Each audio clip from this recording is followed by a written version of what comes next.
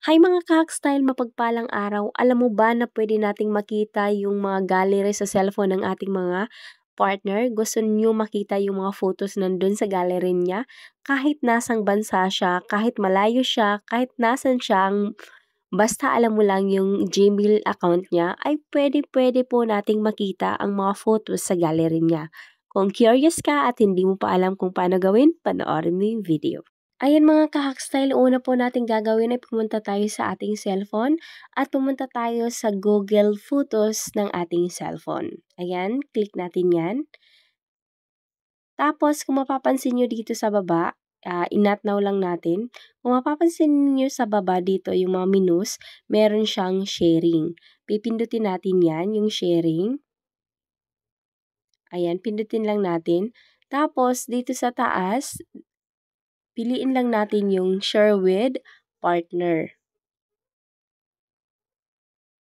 Tapos, kailangan dito sa all time yan, tapos all photos. Kailangan yun yung nakaselect dyan. Tapos, pindutin natin ang select a partner or select partner. Tapos, i-allow lang natin. Tapos, dito sa taas, mag-type tayo ng email ng ating partner. Ayan, kapag nakapili ka na, ito na sa baba yung invite your partner. Tapos, click confirm. Ayan, invitation sent. Na-send na yung invitation natin doon sa partner natin.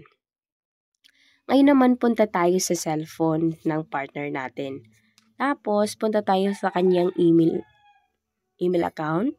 Tapos, i-open natin yung Google Photos message. Ayan, Marilu Bokbok wants to start partner sharing with you. So, drag lang natin pababa. Scroll down lang natin. Scroll down lang natin tapos pindutin natin yung view invite. Ayan, kapag pinindot natin yung view invite, may re-redirect tayo sa ating Google Photos. Tapos, ito lalabas. Marilu wants to start partner sharing video. So, pipili ka kung i-decline mo o i-accept mo. Pindutin natin ay accept. I-accept lang natin. Nandito sa taas yung Google account mo, tapos yung Google account naman ng partner mo. Accept lang natin, tapos kailangan all time lang. Kaya ng kanina, tapos click confirm. Tap lang natin yung confirm. Ayan, tapos antayin lang natin. Ayan, dito po makikita natin lahat ng mga photos.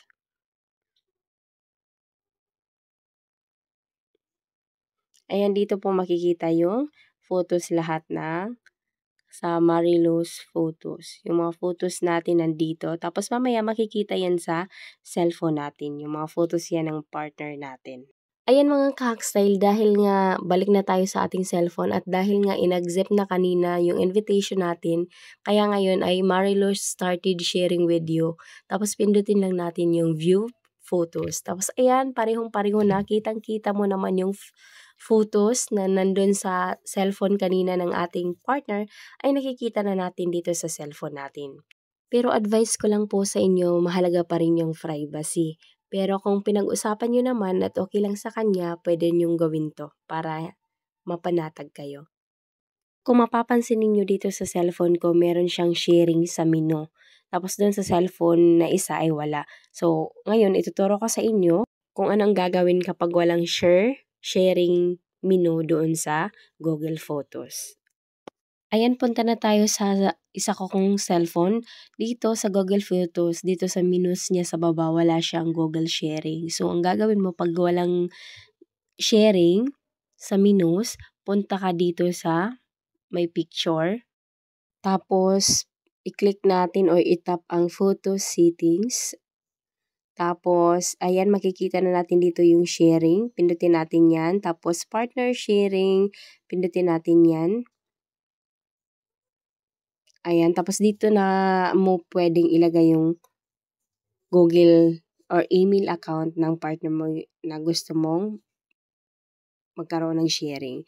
Kung ayaw mo naman, i-click mo lang yung remove partner. Kung ayaw mo na, Tapos ayan, 'pag ni-remove mo, hindi na niya makikita yung mga photos sa ating cellphone.